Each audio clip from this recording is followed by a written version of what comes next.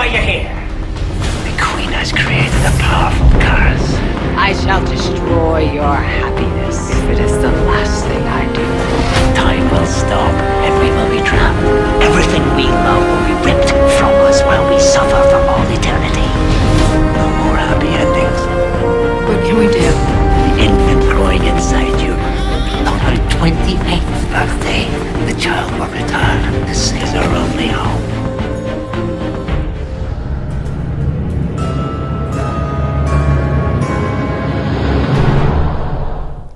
Once Upon a Time is a series created by Lost and Tron Legacy writers Edward Kitsis and Adam Horowitz.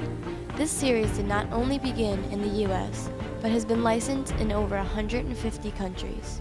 The show's first season premiered October 23, 2011 on ABC, and now in the fourth season this year, the story and adventures continue.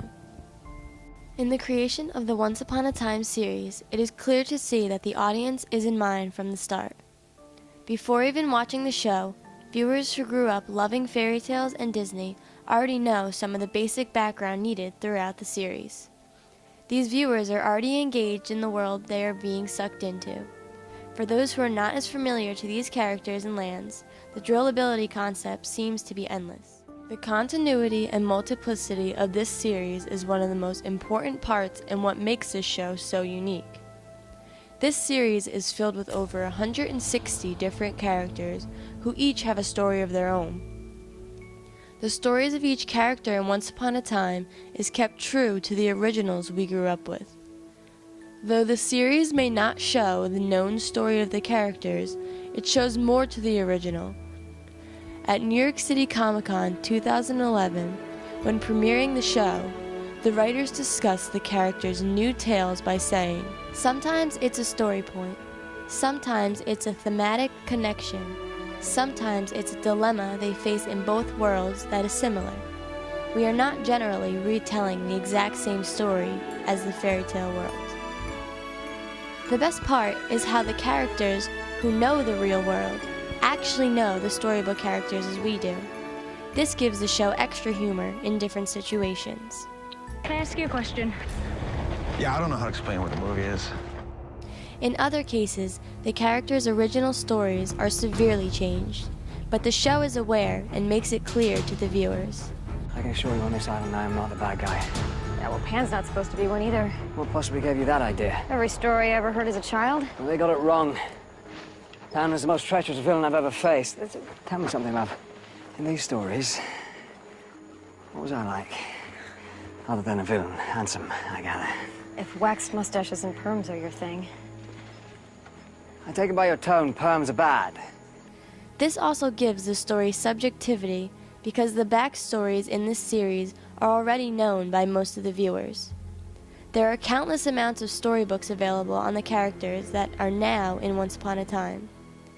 These are the books that were read to us as children. Not only were there books, but Disney provided us with movies of many of the characters mentioned as well. These stories are told to us and available on multiple platforms to better understand the stories behind Once Upon a Time. Other than reading and watching, fans want the full experience. Just watching the show alone takes you to a whole new world, but now you can experience for yourself Once Upon a Time on your next trip to Disney World. Get the immersive experience of the evil queen taking away happy endings in Fantasyland. Once Upon a Time, like many other shows, takes advantage of extractability with fan-made and ABC official merchandise. There are many different items available on the ABC store, some including posters, mugs, and bags. The more fun items for fans are available on sites like Etsy. Here, fans have the option to purchase items that are actually seen in the show. For example, a keychain given to Emma Swan by a man she loved.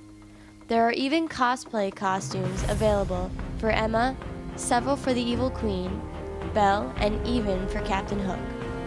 The fans do much more for this series than create merchandise. The Oncers have created the Once Upon a Fan app, podcasts, fan art, multiple different websites and web pages. The performance of fans creates the participatory culture for this show. The fans create their own stories through fan fiction, videos, and stories. They also create crossover stories with other shows and movies like Harry Potter and Supernatural. The fans don't just stop with this. They are all over social media, especially Twitter.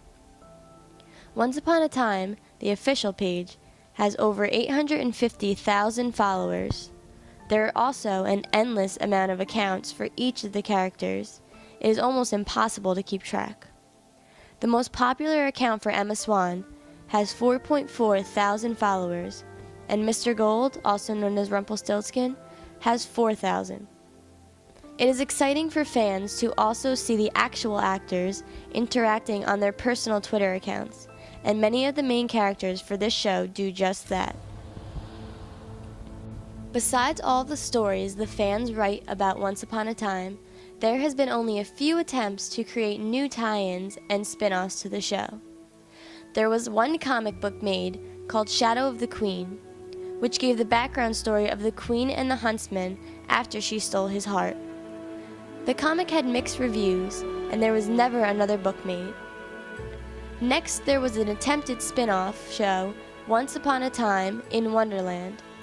This show, though it seemed interesting, only lasted for one season and was quickly taken off the air.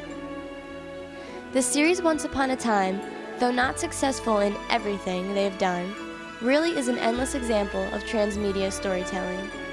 It is a world that fans like myself can easily get sucked into. After struggling to find a franchise, Once Upon a Time has taught me that even I could find a show that would bring out the fangirl in me. Now I find it hard not to compare everything in my normal life to Once Upon a Time.